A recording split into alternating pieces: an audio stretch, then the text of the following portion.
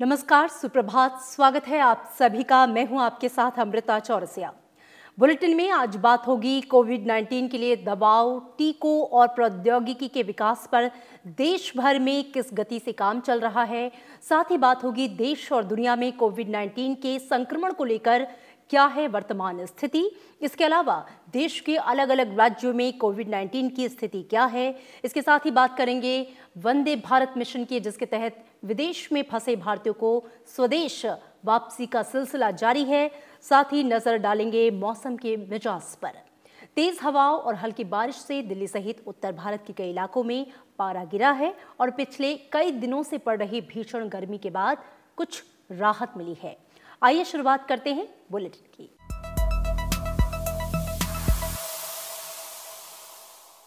इकतीस मई को लॉकडाउन 4.0 खत्म होने से पहले गुरुवार को केंद्रीय गृह मंत्री अमित शाह ने सभी राज्यों के मुख्यमंत्रियों से बात की। गृह मंत्रालय के एक अधिकारी ने बताया कि मुख्यमंत्रियों के साथ टेलीफोन पर बातचीत के दौरान केंद्रीय गृह मंत्री ने राज्यों के चिंताजनक स्थिति के वाले क्षेत्रों के बारे में उनके विचार जाने और 1 जून के बाद किन क्षेत्रों को खोलना चाहते हैं, इस बारे में भी उनसे राय ली गई। कोरोना वायरस को फैलने से रोकने के लिए राष्ट्रव्यापी लॉकडाउन सबसे पहले 25 मार्च को लगाया गया था और इसके बाद इसे 3 बार बढ़ाया जा चुका है। सरकार ने पैरासिटामोल एपीआई यानी कि एक्टिव फार्मा इंग्रेडिएंट के निर्यात से पाबंदी हटा दी है। कोरोना संकट के बीच सरकार ने घरेलू आपूर्ति बढ़ाने के लिए पैरासिटामोल और इसके फॉर्मुलेशन के निर्यात पर प्रतिबंध लगा दिया था। इससे पहले 17 अप्रैल को सरकार ने पैरासिटामोल के फॉर्मुलेशंस के निर्यात पर लगे अंकुश को हटा दिया था। अब विदेश व्यापार महानिदेशालय यानी कि डीजीएफटी ने पैरासिटामोल एपीआई के निर्यात पर लगे अंकुश को भी हटा दिया है। एपीआई दवा में मौजूद सक्रिय अवयव होता है। पैरासिटामोल का इस्तेमाल दर्द निवारक और बुखार के लिए होता है। भारत ने पिछले 2 महीने में 120 से अधिक देशों को हाइड्रोक्सी क्लोरोक्विन और पैरासिटामोल की आपूर्ति की है। केंद्रीय वित्त मंत्री निर्मला सीतारमण ने कल दिल्ली में वित्तीय स्थिरता और विकास परिषद यानी कि एफएसडीसी की 22वीं बैठक की अध्यक्षता की। बैठक के दौरान वर्तमान वैश्विक एवं घरेलू वृहद आर्थिक स्थिति, वित्तीय स्थिरता और कमजोरी से जुड़े मुद्दों, बैंकों और अन्य वित्तीय संस्थानों के समक्ष उभरने वाले प्रमुख मुद्दों के साथ साथ नियामकीय और नीतिगत उपायों संबंधी मुद्दों और अन्य संबंधित मुद्दों की समीक्षा की गई। इसके अलावा परिषद की बैठक के दौरान बाजार में अस्थिरता, घरेलू स्तर पर संसाधन जुटाने और पूंजी के प्रवाह से जुड़े मुद्दों पर भी चर्चाएं की गई। परिषद ने अर्थव्यवस्था में नई जान फूंकने में मदद करने के लिए हाल के महीनों में सरकार और नियामकों द्वारा की गई विभिन्न पहलों को भी नोट किया। वित्त मंत्री निर्मला सीतारमण ने कल करदाताओं को तत्काल पैन नंबर आवंटित करने की सुविधा का शुभारंभ किया। ये सुविधा ऐसे आवेदकों को मिलेगी जिनके पास वैध आधार संख्या के साथ साथ आधार से जुड़ा पंजीकृत मोबाइल फोन नंबर भी होगा। आवंटन की प्रक्रिया में कागज का इस्तेमाल नहीं होगा और आवेदक को निःशुल्क इलेक्ट्रॉनिक पैन या ई पैन आवंटित किया जाएगा। हाथों हाथ पैन नंबर प्राप्त करने के इच्छुक आवेदक को आयकर विभाग की ई फाइलिंग वेबसाइट पर जाकर अपना आधार नंबर उपलब्ध कराना होगा।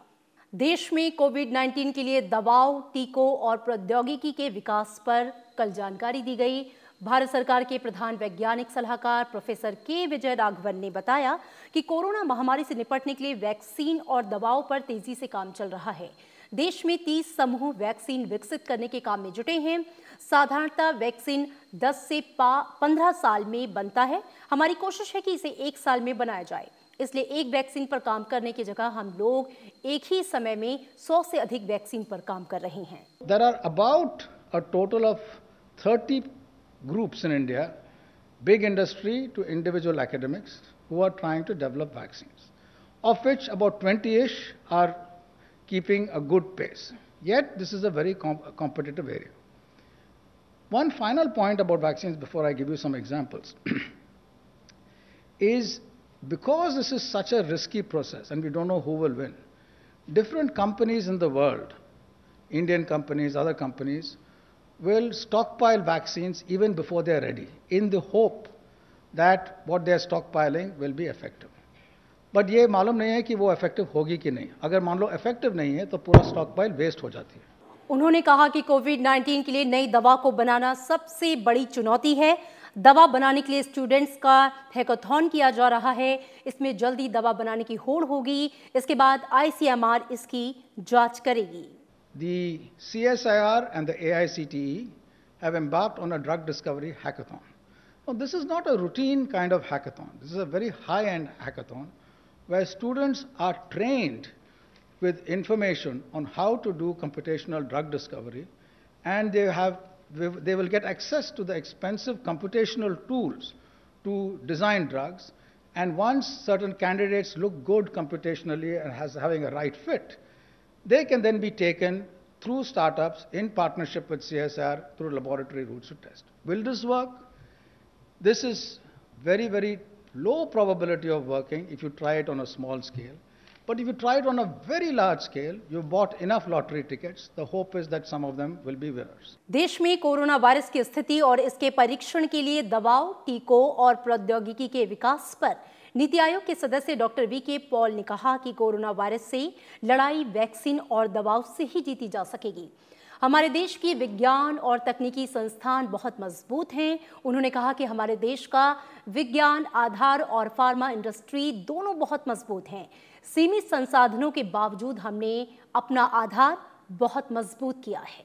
BCG वैक्सीन जो है वो अगर हमने बचपन में लिया होगा, अगर हम दोबारा ले तो हमारी बॉडी जो है उसका एक इम्यून सिस्टम अपने आप से ऊपर आ जाता है, टाइट हो जाता है, रिस्पॉन्ड करता है और वो फाइट करता है जनरल सब चीज़ों के लिए और कोविड को भी फाइट करता है। ये ऐसे लगता है। इसका ट्रायल हिंदुस्तान में चला हुआ है।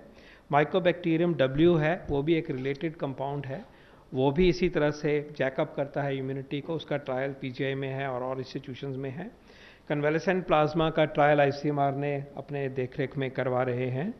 इसी तरह से एक दवाई अर्बिडोल की तरफ नज़र है CSIR की।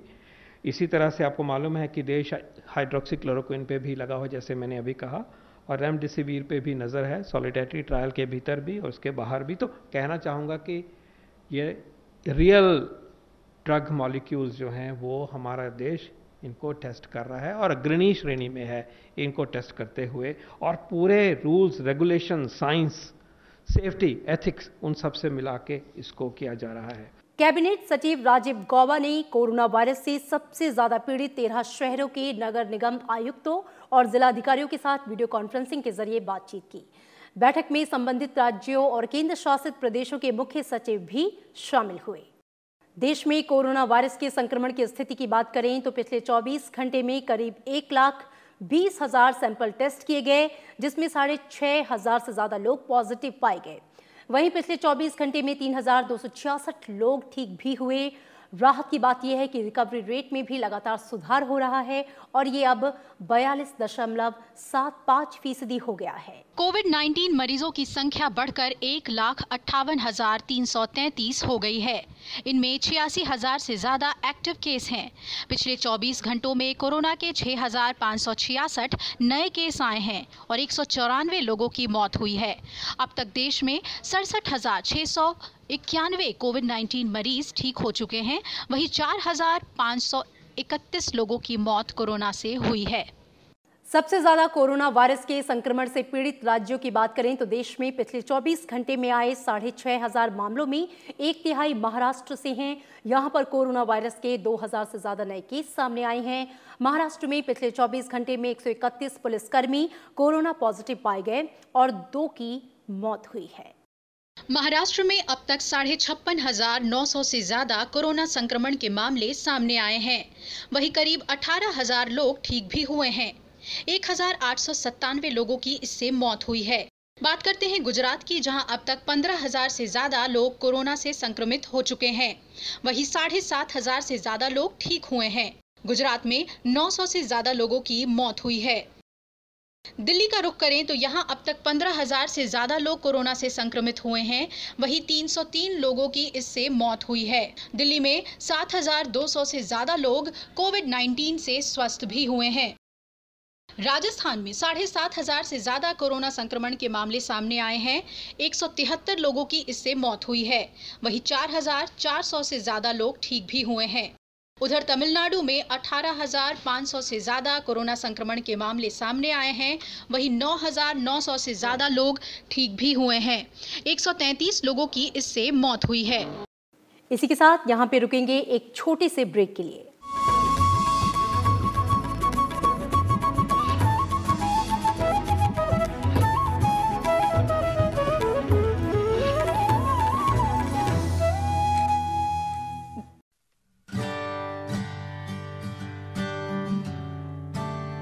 देश के सभी नागरिकों के लिए वो सारी बातें मैं दोहरा रहा हूं और मैं कहता हूं कि आप भी याद रखिए और हर स्कूल में, कॉलेज में, सब जगह पे बताइए। देखिए क्या करना है। एक तो हमें बिना जरूरत के कहीं इकट्ठा होने से बचना होगा और दूसरा हमें बार बार जितना हो सके अपने हाथ धोते रहना चाहिए और बराबर सफाई करनी चाहिए। अपने चेहरे को, अपने नाक और अपने मुंह को बार बार छूने की हमारी जो आदत है, अब थोड़ा उस आदत को बदलना होगा। जितना हो सके इस आदत को हमें कंट्रोल करना है और धुले हुए हाथों से ही अपने मुंह को टच करना चाहिए। जानकारों का कहना यह है कि ये खांसते या छींकते समय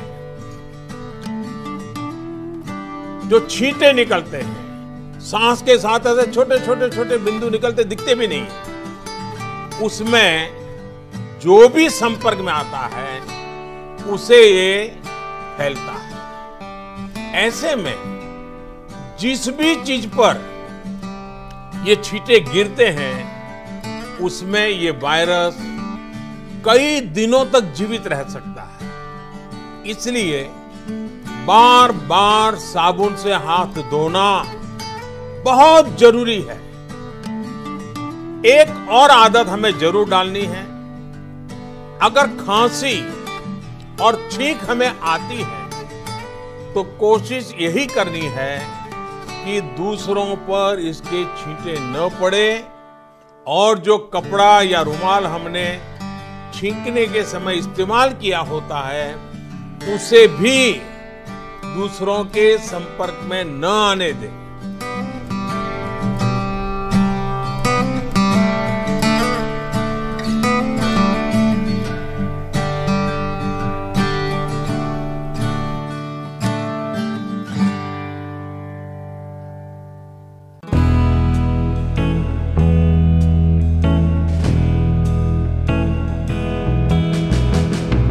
नमस्ते, अस्सलाम वालेकुम, सत श्री अकाल, केम छो। मेरा नाम है सलमान खान। पहले तो उन सबको थैंक यू कहना चाहूँगा मैं जो कि अभी तक के काम कर रहे हैं, जैसे कि हेल्थ में काम कर रहे हैं और फिर पुलिस वाले हैं और बहुत सारे ऐसे लोग हैं जो कि have dedicated their time to corona. तो thank you very very much.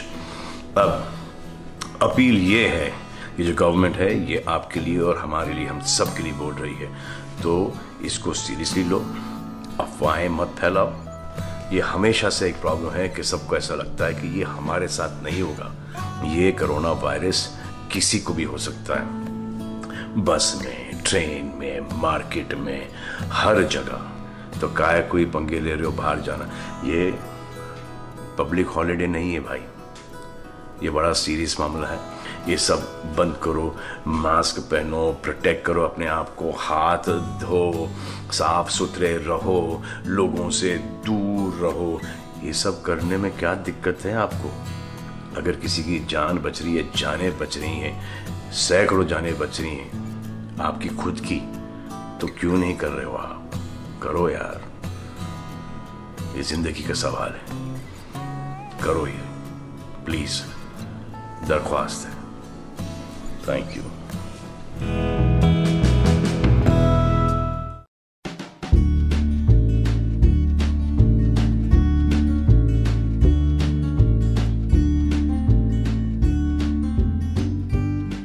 पहली चीज तो है कि इस मौसम में जब मौसम बदल रहा है तो फीवर, कोल्ड, कॉफ, गले में खराश, खांसी और जो बॉडी एक्स हैं, जो वायरल फीवर के लक्षण हैं, वो कॉमन है।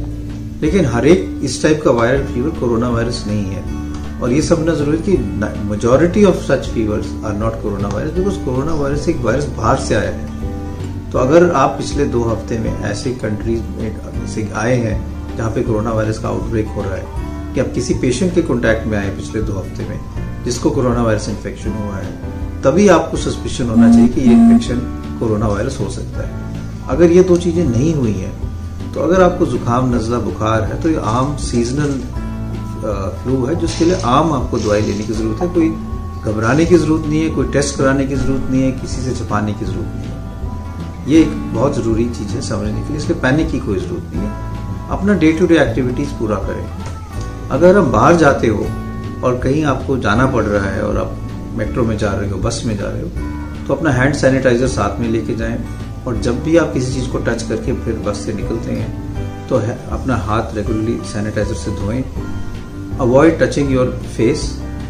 कई लोगों को और बहुत लोगों को ये नॉर्मल आदत है कि थोड़ी थोड़ी देर बाद वो अपने नाक या चेहरे को टच करते हैं। तो अगर आप बाहर जा रहे हैं तो ये ना अपने चेहरे को ना टच करें, क्योंकि ये जो इन्फेक्शन है, चाहे अगर आपके हाथ में भी आ जाए, लेकिन अगर आप अपना हाथ चेहरे पे नहीं लेके जाएंगे तो इन्फेक्शन जो है वो आपके हाथ पे ही रहेगा और आपके सांस की नाली पे नहीं आएगा और आपको इन्फेक्शन नहीं होगा। तो अगर बाय चांस आपने हाथ किसी चीज को टच कर भी लिया, तो आप अपने चेहरे पे उस हाथ को ना लगाएं, और जब भी मौका मिले तो अच्छी तरह से हाथ धो लें, तो इसलिए फिर आपको इन्फेक्शन होने के चांसेस नहीं है।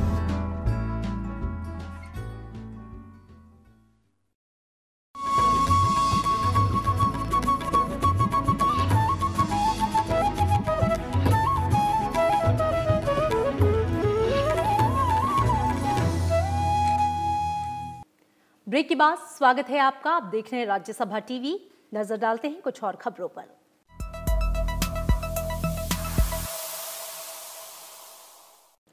उपराष्ट्रपति एम वेंकैया नायडू ने आज हिंदी के दैनिक अखबारों में किसानों के योगदान को लेकर लेख लिखा है।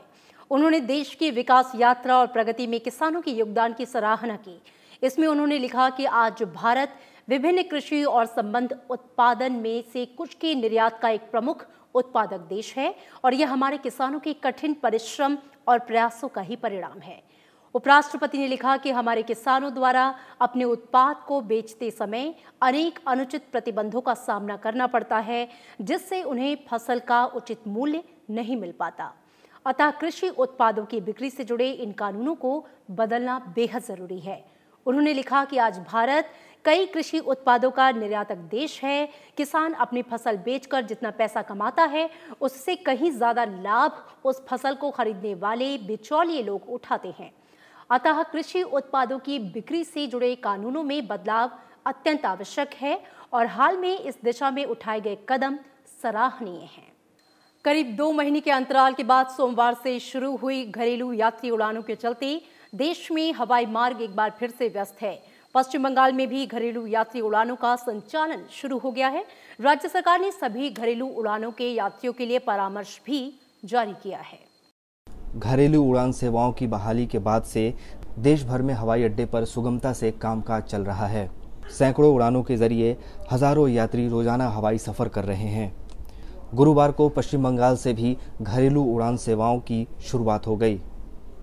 दिल्ली से 122 यात्री कोलकाता के नेताजी सुभाष चंद्र बोस अंतर्राष्ट्रीय हवाई अड्डा पर पहुंचे और 40 यात्री गुवाहाटी एयरपोर्ट पहुंचे। इसके अलावा सिलीगुड़ी में बागडोगरा और पश्चिम बर्धमान जिले में अंडाला हवाई अड्डे से भी आज विमानों की आवाजाही शुरू हो गई। एयरपोर्ट टर्मिनल को पूरी तरह से सैनिटाइज किया गया। यात्रियों की स्वास्थ्य जांच की गई और सोशल डिस्टेंसिंग समेत सुरक्षात्मक उपायों का पालन किया गया। यात्रियों के आगमन के लिए बुधवार को कुल 924 उड़ानों का संचालन किया गया। इनमें 460 प्रस्थान और 464 आगमन उड़ानें शामिल हैं। इन उड़ानों के जरिए कुल 67,861 यात्रियों ने हवाई सफर किया और अपने गंतव्य तक पहुंचे। नागरिक उड्डयन मंत्री हरदीप सिंह पुरी ने ट्वीट पर ये आंकड़े साझा किए। उन्होंने लिखा कि हमारा आसमान और हमारे हवाई अड्डे फिर से व्यस्त हो गए हैं। घरेलू उड़ानों की शुरुआत से यात्रियों को काफ़ी राहत मिली है। हरदीप सिंह पुरी ने हवाई मार्ग की व्यस्तता से जुड़ी तस्वीर साझा की। कोरोना संकट के चलते लागू किए गए लॉकडाउन की वजह से देश में 25 मार्च से 24 मई तक सभी निर्धारित घरेलू यात्री उड़ान सेवाएं निलंबित थी। Bureau report, Rajya Sabha TV. Railway ने अब देश भर में चल रही 30 राजधानी स्पेशल ट्रेनों और 1 जून से चलने वाली 200 स्पेशल ट्रेनों में टिकट बुकिंग की अवधि बढ़ाकर 120 दिन करने का फैसला किया है। ताज़ा फैसला 31 मई की सुबह 8 बजे से लागू होगा। इसके साथ ही रेल रिजर्वेशन टिकट बुकिंग के मामले में लॉकडाउन से पहले की स्थिति बहाल हो जाएगी। रेलवे ने एक बयान में कहा कि वर्तमान बुकिंग, रोड साइड स्टेशनों के लिए सीटों का तत्काल कोटा आवंटन और अन्य नियम और शर्तें पहले जैसे ही रहेंगी। लॉकडाउन के बीच अपने घरों को लौट रहे मुसाफिरों को हर संभव सुविधा मुहैया कराने के लिए भारतीय रेलवे दिन रात जुटा है। रेलवे स्टेशनों पर आने वाले यात्रियों के लिए सभी प्रकार के इंतजाम किए गए हैं। स्टेशनों पर सोशल डिस्टेंसिंग, साफ सफाई, थर्मल स्क्रीनिंग, सैनिटाइजेशन और मेडिकल डेस्क भी उपलब्ध कराए गए हैं। कोरोना संकट और लॉकडाउन के बीच देश के विभिन्न हिस्सों में फंसे प्रवासियों को जल्द से जल्द उनके घरों तक पहुंचाया जाए, इसके लिए भारतीय रेलवे एड़ी चोटी का जोर लगाए हुए है। रोज सैकड़ों रेलगाड़ियों को चलाया जा रहा है। मुसाफिरों के रेलवे स्टेशन पहुंचने से लेकर बोगी में बैठने तक के लिए कई इंतजाम किए गए हैं, जिससे कोरोना संक्रमण से बचाव किया जा सके। व्यवस्था बनाए रखने के लिए प्लेटफॉर्म पर सुरक्षा के कड़े बंदोबस्त भी किए जा रहे हैं। गुरुवार को मैसूर डिवीजन के हासन से पश्चिम बंगाल के न्यू जलपाईगुड़ी रेलवे स्टेशन के लिए 1298 प्रवासी कामगारों को लेकर एक श्रमिक स्पेशल ट्रेन दोपहर 1:30 बजे के करीब रवाना हुई। यात्रा के दौरान मैसूर जिला प्रशासन की तरफ से यात्रियों को खाने के पैकेट, पानी की बोतलें और फल भी दिए गए। इस दौरान विभिन्न राज्यों में 3543 श्रमिक स्पेशल रेलगाड़ियां चलाई गई। गुजरात, महाराष्ट्र, पंजाब, उत्तर प्रदेश और बिहार से सबसे अधिक रेलगाड़ियां चलाई गईं। सबसे अधिक 1392 रेलगाड़ियों के जरिए प्रवासी मजदूरों को उत्तर प्रदेश पहुंचाया गया। प्रवासी मजदूरों को बिहार पहुंचाने के लिए 1123 रेलगाड़ियों और झारखंड पहुंचाने के लिए 156 रेलगाड़ियों को चलाया गया। इन रेलगाड़ियों के अलावा 15 जोड़ी एसी रेलगाड़ियां भी चलाई जा रही हैं। वहीं 1 जून से 200 अतिरिक्त रेलगाड़ियां भी चलाई जाएंगी। Bureau report, Rajya Sabha TV. देश भर में फंसे प्रवासी मजदूरों की समस्या को लेकर सुप्रीम कोर्ट ने बड़ा फैसला सुनाया है। सुप्रीम कोर्ट ने अपने अंतरिम आदेश में कहा कि मजदूरों से बस, ट्रेनों का किराया नहीं लिया जाएगा। राज्य सरकारें मजदूरों का किराया देंगी। इससे लाखों प्रवासी मजदूरों को राहत मिलने की उम्मीद है। लॉकडाउन के बीच देश भर में फंसे प्रवासी मजदूरों को सुप्रीम कोर्ट से बड़ी राहत मिली है। सुप्रीम कोर्ट ने राज्य सरकारों से प्रवासी मजदूरों से बस और ट्रेन का किराया नहीं वसूलने का निर्देश दिया है। सुप्रीम कोर्ट ने कहा कि यह किराया राज्य सरकारों को देना होगा। सुप्रीम कोर्ट ने राज्य सरकारों को मजदूरों की वापसी में तेजी लाने का निर्देश दिया। कोर्ट ने राज्यों को जगह जगह पर फंसे हुए मजदूरों को वापस लौटने तक खाना पीना मुहैया कराने का निर्देश दिया है। इसके अलावा मजदूरों को ट्रेन और बसों में चढ़ने का समय भी बताया जाएगा। साथ ही रेलवे यात्रा के दौरान प्रवासी मजदूरों को भोजन और पानी उपलब्ध कराया जाएगा। सुप्रीम कोर्ट ने साफ कर दिया कि संबंधित राज्य प्रवासी श्रमिकों के पंजीकरण की देखरेख करेगा और उन्हें ट्रेन और बस पर चढ़ाने का काम करेगा। इस मामले में अगली सुनवाई शुक्रवार को होगी। Bureau report, Rajya Sabha TV. संसद की गृह कार्य संबंधी स्थायी समिति 3 जून को कोविड-19 के मुद्दे पर विचार करेगी। राज्यसभा सांसद आनंद शर्मा की अध्यक्षता वाली इस समिति ने बैठक में केंद्रीय गृह सचिव अजय कुमार भल्ला को इस मसले पर विचार के लिए बुलाया है। समिति प्रवासी श्रमिकों को भेजने और दूसरे कई अहम मुद्दों पर विचार करेगी। लॉकडाउन की घोषणा के बाद किसी संसदीय समिति की ये पहली बैठक होने जा रही है। इसके लिए सदस्यों को सूचना भेज दी गई है। मेन कमेटी रूम में होने वाली इस बैठक में सोशल डिस्टेंसिंग का पूरा ध्यान रखा जाएगा। विभाग संबंधी 24 समितियों में गृह कार्य संबंधी समिति बेहद ताकतवर समिति मानी जाती है। इसके दायरे में गृह कार्य और पूर्वोत्तर क्षेत्र विकास मंत्रालय आता है। समिति में राज्यसभा से सतीश चंद्र मिश्रा, भूपेंद्र यादव, आरसीपी सिंह, राकेश सिन्हा और लोकसभा से अधीर रंजन चौधरी, दयानिधि मारन और डॉक्टर सत्यपाल सिंह जैसे बड़े नेता शामिल हैं। इस अहम बैठक के दौरान कोविड-19 के मुद्दे पर विस्तार से चर्चा की जाएगी। Bureau report, Rajya Sabha TV. Corona संकट की इस घड़ी में भी देश ने प्रधानमंत्री नरेंद्र मोदी पर विश्वास दिखाया है। अमेरिकी फर्म मॉर्निंग कंसल्ट के सर्वे में वो कोरोना वायरस से निपटने के तरीकों को लेकर अमेरिकी राष्ट्रपति डोनाल्ड ट्रंप और रूस के राष्ट्रपति व्लादिमीर पुतिन जैसे दुनिया के दूसरे कई नेताओं से भी ज्यादा लोकप्रिय पाए गए हैं। अमेरिकी data research agency morning consult की ओर से जनवरी से 19 मई के बीच दुनिया के सभी प्रमुख लोकतांत्रिक देशों के राष्ट्राध्यक्षों की लोकप्रियता का सर्वे किया गया।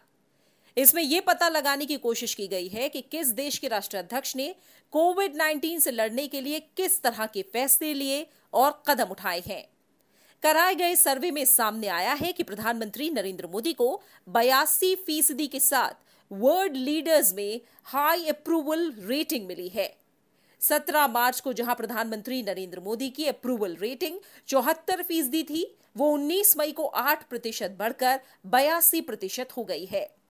सर्वे में प्रधानमंत्री Narendra Modi, Donald Trump, Vladimir Putin, German chancellor Angela Merkel, British प्रधानमंत्री बोरिस जॉनसन और दूसरे कई नेताओं से भी ज्यादा लोकप्रिय पाए गए हैं। सर्वे से साफ है कि लोगों का मानना है कि प्रधानमंत्री नरेंद्र मोदी जिस तरह कोरोना महामारी से जंग में देश का नेतृत्व कर रहे हैं, वो वैश्विक नेताओं के मुकाबले बेहतर है। Bureau report, Rajya Sabha TV. देश में प्रत्यक्ष विदेशी निवेश 2019-20 में 13% बढ़कर 49.97 अरब डॉलर हो गया। इससे पिछले वित्त वर्ष 2018-19 में देश को कुल 44.36 अरब डॉलर का प्रत्यक्ष विदेशी निवेश प्राप्त हुआ था। उद्योग और आंतरिक व्यापार संवर्धन विभाग के आंकड़ों के मुताबिक इस अवधि में देश के सेवा क्षेत्र ने सबसे ज्यादा 7.85 अरब डॉलर का निवेश हासिल किया। इस दौरान सबसे अधिक प्रत्यक्ष विदेशी निवेश सिंगापुर से 14.67 अरब डॉलर प्राप्त हुआ। और अब बात करते हैं उस छोटे दुश्मन की जो इन दिनों देश के कई राज्यों के किसानों के लिए एक आफत बनकर मंडरा रहा है। देश के कई राज्यों में आसमान में उड़ रही इस आफत ने कृषि विभाग और किसानों की नींद उड़ाकर रखी है। यह आफत है टिड्डी दलों की। इससे निपटने के लिए केंद्र और राज्य सरकार दिन रात एक किए हुए हैं। टिड्डी दल मुसीबत बनकर उड़ रहे हैं, फसलों को नुकसान पहुंचा रहे हैं। देश में कोरोना वायरस की मुसीबत के बीच आसमान से एक और मुश्किल देश में दस्तक दे चुकी है। राजस्थान, मध्य प्रदेश, पंजाब, उत्तर प्रदेश, महाराष्ट्र और ओडिशा के किसानों की नींद उड़ा रखी है। नागपुर के कई इलाकों में इनका असर देखा जा रहा है। अब टिड्डी दल ने भंडारा जिले का रुख कर लिया है। फिलहाल पंजाब टिड्डी दल की मुश्किलों से बचा हुआ है, लेकिन एहतियातन पंजाब सरकार ने अलर्ट जारी किया है। टिड्डियों ने राजस्थान और मध्य प्रदेश में फसलों को नुकसान पहुंचाया है। इस मुसीबत से निपटने के लिए कीटनाशक का छिड़काव किया जा रहा है।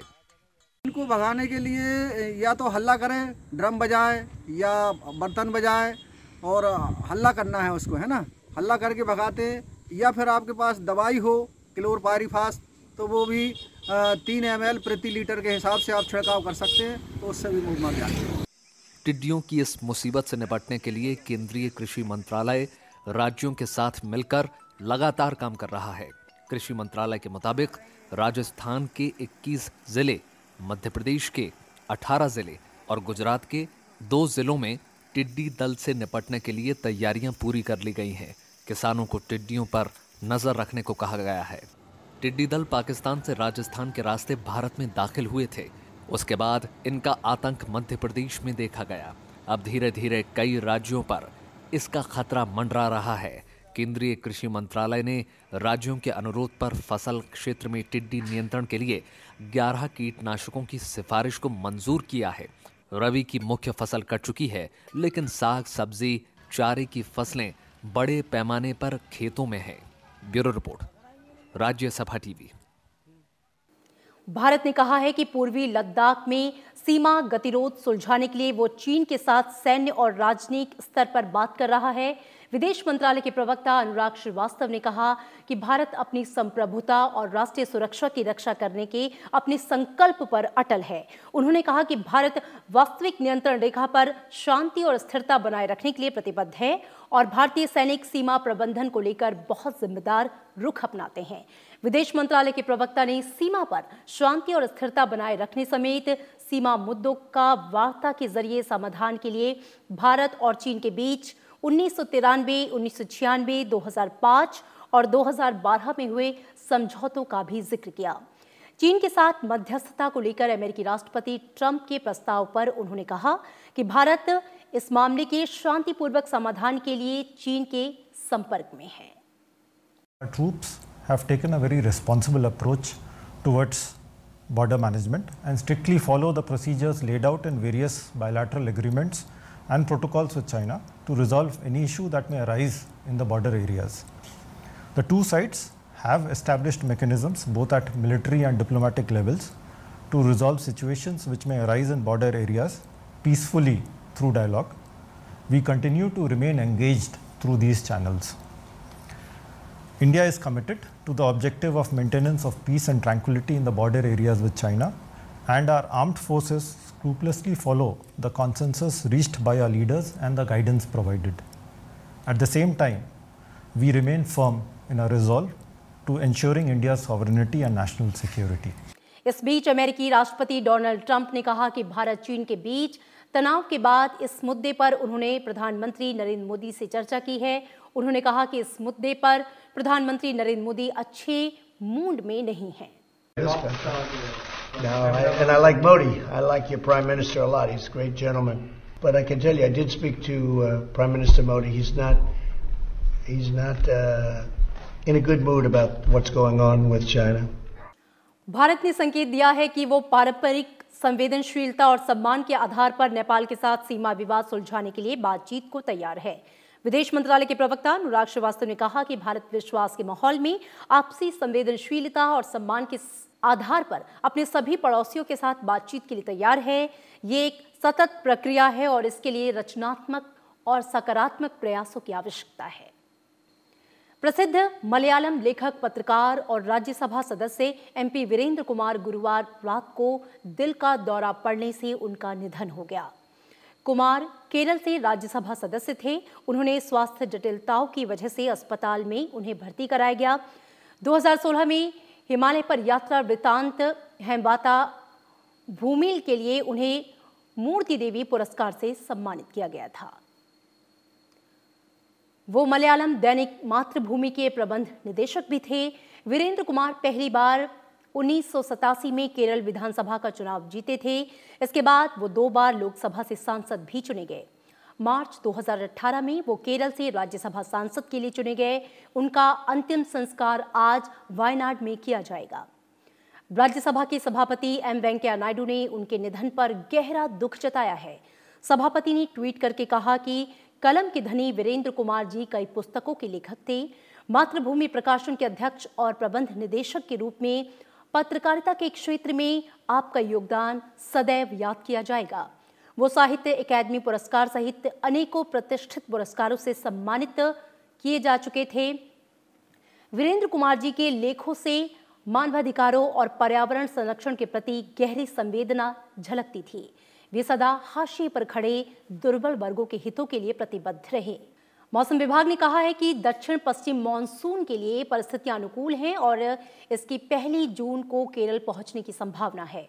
दक्षिण पश्चिम मानसून मालदीव, कुमारी अंतरीप क्षेत्र, बंगाल की दक्षिण खाड़ी के कुछ हिस्सों, अंडमान सागर और अंडमान निकोबार द्वीप समूह के शेष हिस्सों में आगे बढ़ गया है।